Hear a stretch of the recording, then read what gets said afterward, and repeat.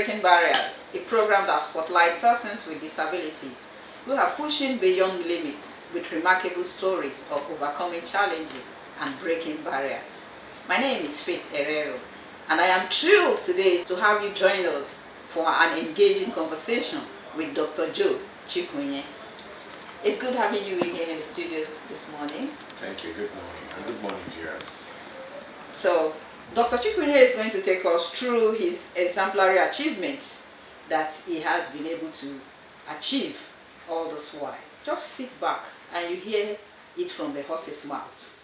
Doctor, in fact, I want to hear those remarkable achievements of yours.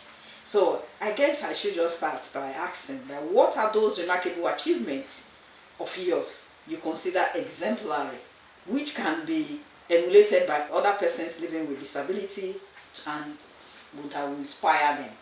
Thank you very much. Yes. You know, there are different kinds of achievements, but to me, the achievement I focus on now, considering the fact that one is not growing younger, are those achievements that will outlast me.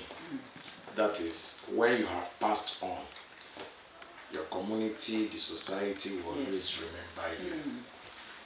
And I am focusing on self-immortalization. By that I mean leaving a legacy that will last in the memory of persons for generations to come. And when you talk about immortalization, usually it can be achieved in three different ways. Some people are so lucky and privileged to have some monuments named after them. So they will remember them even when they have died.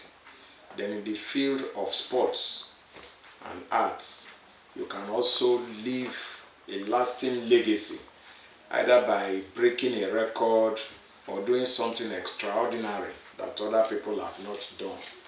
So people like Mike Tyson, Muhammad Ali, Bob Marley, and the likes.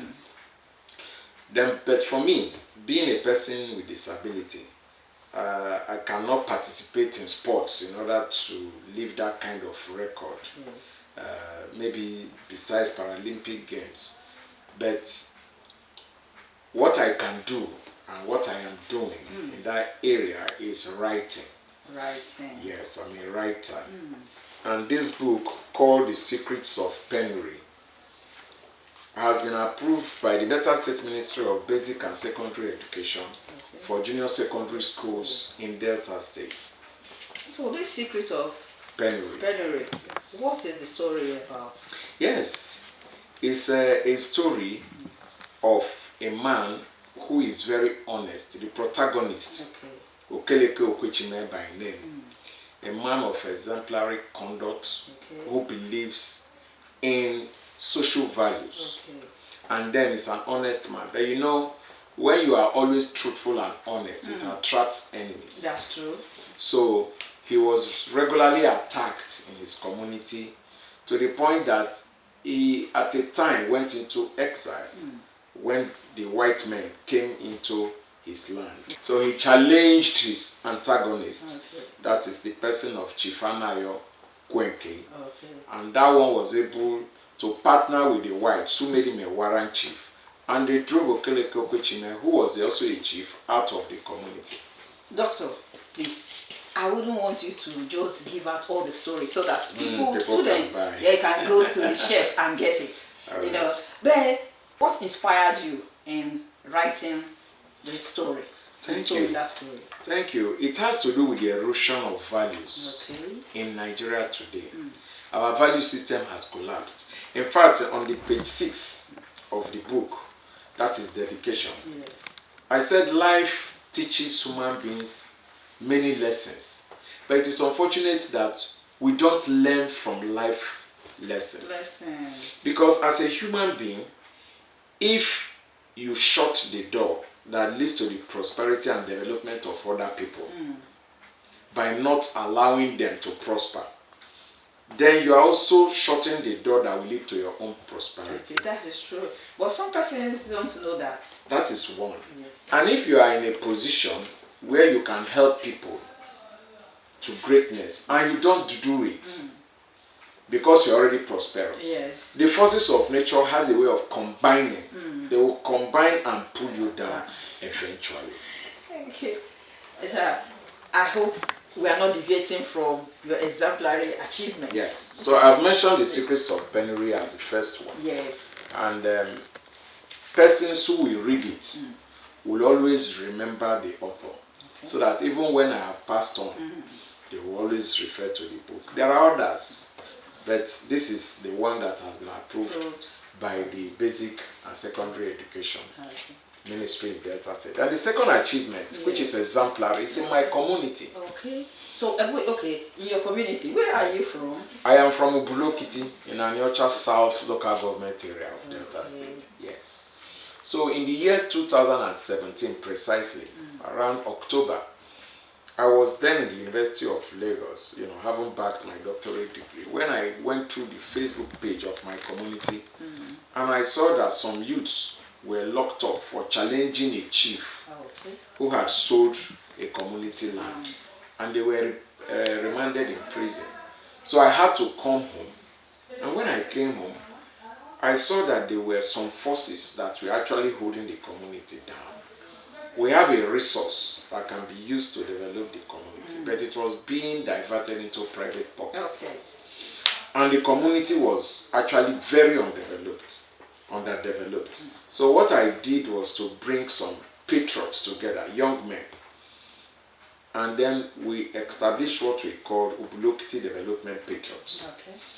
And then we're able to reach out to our prominent sons and daughters to contribute to the development of the town. At that time, we didn't have electricity. Oh. So we started re-electrification of the community. We built a lab for the students of Okitimi Secondary School, and they were very happy. We restored the inter-house sports competition in the school. We renovated a corpus lodge and brought in 30 youth corps members. We rejuvenated the vigilante in the community. We did a lot of things. But are these things still in place? Yes, they are. And in fact, much more, because now we have a rural borehole for water that we were able to bring into the community, which was actually a breakthrough, because there is this saying that Ubulokiti, you can never find water. Oh. Yes, there is a legend surrounding it. Okay. So the third thing again that I've been able to achieve is in the area of persons with disabilities community. Okay. We are happy today that we now have a disability law that has been assented to by our executive governor, Right Honorable Sheriff Oborevwori, yes. And we are now hoping and praying that it will be gazetted before the establishment of the commission. So I was one of those who championed the disability bill by meeting our very amiable and beloved Honorable Mary Lynn Okowa Naramola. Okay. She presented the bill to the House of the Assembly, and we all made input to it. So that is another area of my achievement. Okay. Then in my secondary school, something remarkable, then the defunct Bendel State. All right. We were then still Bendel State. I was in Owalero Secondary Commercial School. Okay. Yes, in present Ekam North East local government area of Delta State. And there was a competition called Martin Luther King Junior Essay Competition for all the secondary school in Bendel State then. And at that time, Owalero Secondary Commercial School was a very rural school, very rural, very undeveloped. And people did not reckon that a student from such a place could come out best. I was the best essay writer in the whole of Bendel State then. Yes, that essay competition. And I remember the presentation of awards took place in Maguero College in Benin. So it was something that was very, very memorable for everybody from the community. In fact, I put Owalero on the map by becoming the best essay writer in Bendel State. At that time. Yes. So presently, the work of business through my workplace, the poultry business, the other livestock that I am doing is also an achievement. And I remember also lastly when I was in the primary school, then it's not now. Now you see that in private schools, they don't have first position, second position. One day I asked the proprietor, say why? He said, parents always like their children to be the best. If you begin to say this one took first, this one takes second, third, some parents will get offended. But is that not why they are kind of eroding the value of our education system? Exactly. It's very unfortunate. I remember then, having a bad leg, then I used to walk with a long pole. I took first. In fact, I was always taking first. So what they do then was they will place a high table in front of the General Assembly. Okay. And then the people that take first position in all the classes, they will carry them and then put them on that table. Standing on the table. So that every member of the assembly, every student, every pupil, will see them, So they carried me. In fact, they had to look for me because I was not on the assembly ground. They came to my class and said, the headmaster wants you in the assembly. I didn't know why. I followed them. They carried me and put me on top of that. For a young pupil, it was a proud moment. So it means that your exemplary work or achievement has been from your youth or childhood, and if I may say so. Exactly. It's good to know this. Thank you so much, Dr. Chikunye. Thank you, madam. It's good having you. But if we continue on this, we wouldn't go on break. So let's quickly go on a brief break. When we return, Breaking Barriers continues. Do stay. Breaking barriers, empowering lives, shattering disabilities. Join us on Breaking Barriers, a powerful program beaming light on lives of people living with disabilities, inspiring stories, courageous conversations, and remarkable achievements. Foster empathy, celebrate triumph, and challenge perception. Get ready to be moved, motivated, and inspired. Breaking Barriers, showing every Friday at 11:30 a.m. on NTA Asaba, the station that adds value to society. Welcome back. This is Breaking Barriers. Well, if you are just joining us, you've missed a bit, but you could still follow up us on our social media handles on NTA Asaba Live on YouTube and NTA Asaba Channel 11 on Facebook. You could also watch this program on our StarTime Decoder Channel 104. Today, Breaking Barrier is going through the exemplary achievements of persons with disability. In fact, this is the part 2. We started this episode last week, and today I have with me Dr. Joe Chikunye. So it's good again having you. Thank you, ma'am. Well, you took us through a whole lot of achievements that you have handled, and I believe you still have more, to share with us. So I would want to know, can you tell us about a particular challenging experience you overcame and how you managed, to stay motivated? I will say at Bellevue Airlines Limited, my first place of employment after graduation. I was then still doing my master's when I was employed by the company. Now I have spent only 6 months in the company when our CEO, Mr. Kayode Odukoya, is well known in the aviation industry. He said, Joe, you are going to Istanbul, Turkey. After 6 months. I was like, and he said it, in presence of all the members of staff. Then, Pedi Ale, Lagos. I said, how can I just go to Turkey? And the assignment was a very crucial one. We're using a software to make reservation. And this software, is provided by the Society of International Transport Association, SITA. And we're paying a whole lot. In fact, much of our revenue was going into the payment for that software we are using to make reservations for passengers, load fares into the system and all that. And we have found out that we're being overbilled. Because I went and researched into what other airlines pay to them. Airlines in Europe, in America, and even Kenya, South Africa. At the end of the day, I submitted a report to the management that these people are actually billing us so high compared to others that are in the industry. So I didn't know that I was attracting something to yourself. So the man said, my MD since you are the one that discovered this, you have to go and meet them. They are having a conference in Istanbul. See how you can talk to them about the need to actually address this. But, we are talking of challenges and how you're able to surmount it. When you heard that you had to go to Istanbul, what was the feeling like? Were you not excited that you're about traveling? It was going to be my first time out of the country.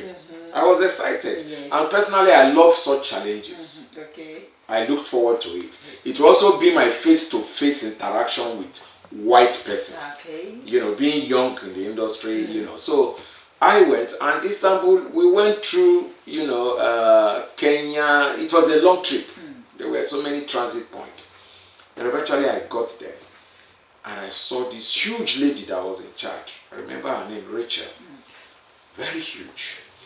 And then they kept me in a place, and the air conditioner was on. It was very cold. And I was there for 1 hour alone. So you were freezing? Yes. I don't know if it is a psychological gimmick on their part. Okay. Yeah, to throw me off balance. But I was there alone. And then after 1 hour and some minutes, she came.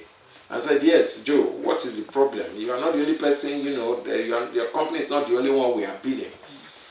And I came ready, prepared. So I brought out all the documents. She was shocked. The billing for Kenya Airways, for British Airways, for Lufthansa, Alitalia, I positioned all of them on the table. I said, why is our own different? I don't understand why it is different. So, confronted with this fact, there was nothing she could do. Other than to correct it, I said, okay, $350,000 is the overcharge. Okay. So you will not pay that. And I was very happy. I was excited because I know that my CEO is somebody that likes hard work and performance. Yes. So when I got back to Lagos, he was so excited, and later on that led me to becoming a country manager. He transferred me outside Nigeria, and that started my escapades, so to speak, in other countries of the world. That was really nice that you took the bull by the horn and you went. Even when they were trying to suppress you with the cold AC or whatever, you were able to. I can be in Africa with my tropical weather. I'm coming. So please, I want to know, what role has support from family, friends, or mentor play in your journey so far? Knowing that you have lived with a disability right from at least age 1+ or so. Tremendously, they have been of assistance. Because I remember in my primary school, initially, primary 1, 2, I was being packed to school. They packed me on the back to school. But at the time, my father is a disciplinarian, and he's somebody that believes that no matter the disability, you must do what other people do. So he made sure, for instance, I rode a bicycle. Today I can ride a bicycle, thanks to my father. When we go to the farm, while others are reading, he will make sure I also, participate. There is nothing that he didn't allow me to do. So, but a time came when he said, you can walk with a stick. So, be using the stick and you can be going to school. So that stopped them packing me to school.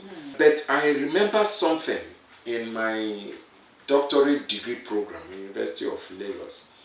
One of my sisters, we have a twin in the family. Okay. She accompanied me to the presentation of the thesis because that is the climax. Yes.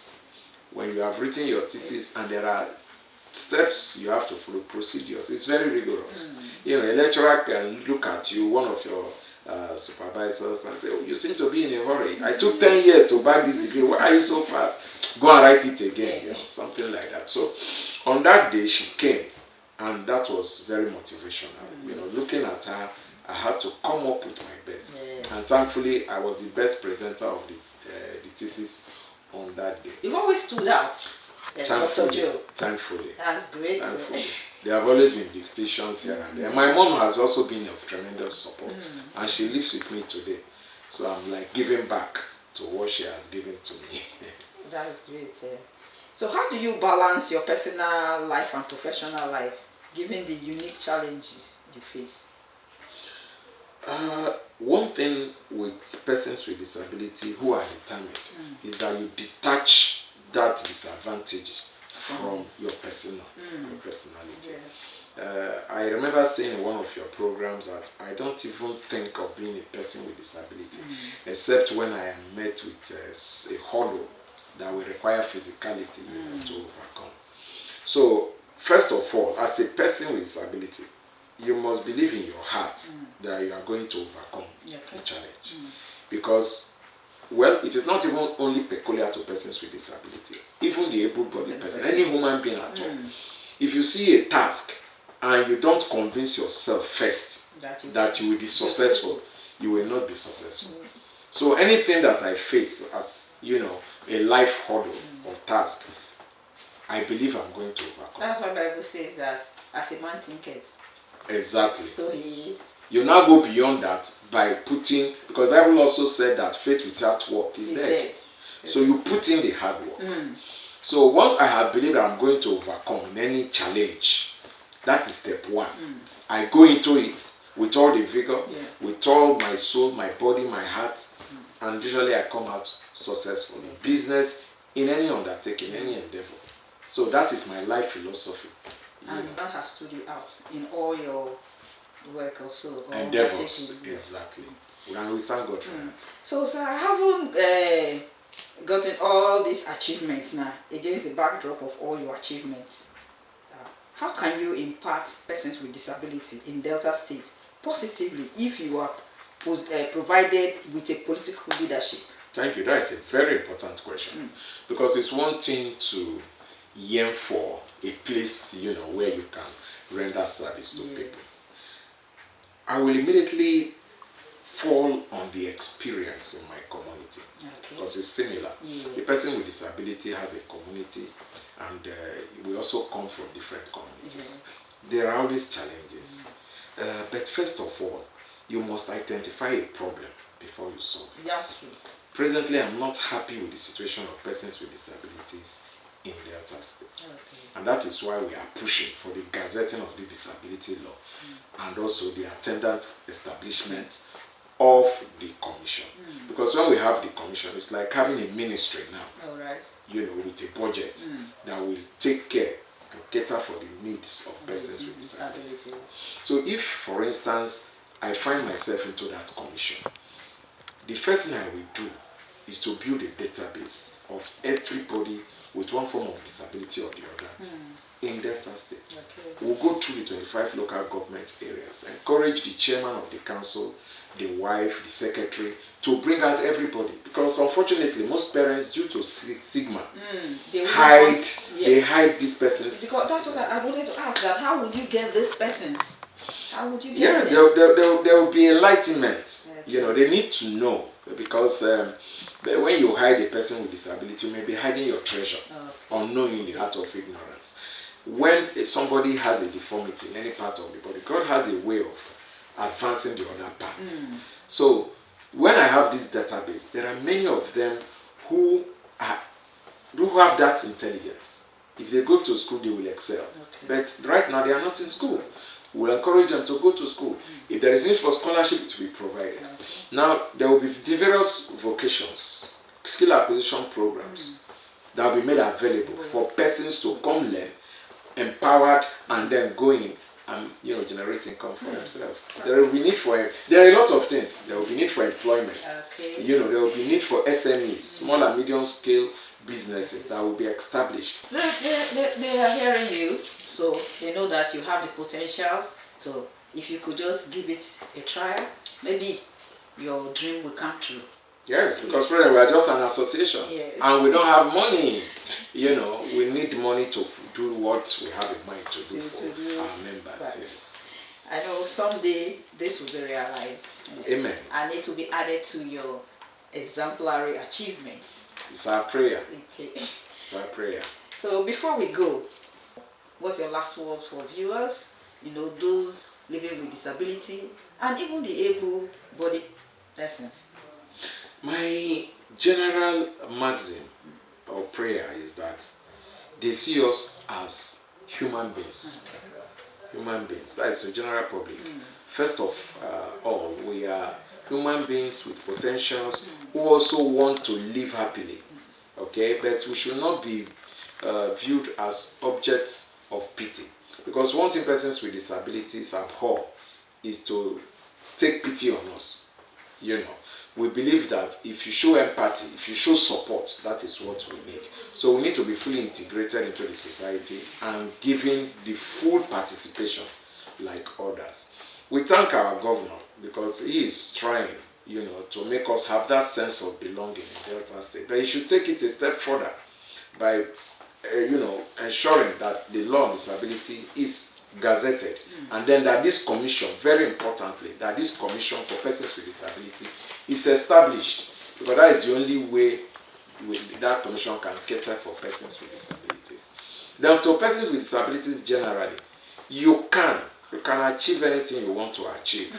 Impossibility is nothing. Everything is in your mind. It's a mindset thing. If you believe you will conquer all your hurdles, you will. You go out there believing that, yes, I'll be successful in life, and yes, you will be successful in life. There is no limitation. Only yourself can be your limitation. Thank you so much, Dr. Chikunwe. Thank you, madam. It's good having you. Just like he has said, there's no impossibility, or impossibility is nothing. Don't always think that it's impossible. You can do it. You can imagine all his exemplary achievements that he enumerated or outlined to us today. There's no time. He would have, kept on and on. I didn't go into details. Yes, on and on and on. So you could also be like him. So don't think you are not able. There is always an ability in disability. Well, this is Breaking Barriers. This is where we'll call it a day for today. I hope you enjoyed this episode. More episodes next week. So do join us. I remain your host, Faith Herrero. Do have a lovely weekend. Bye.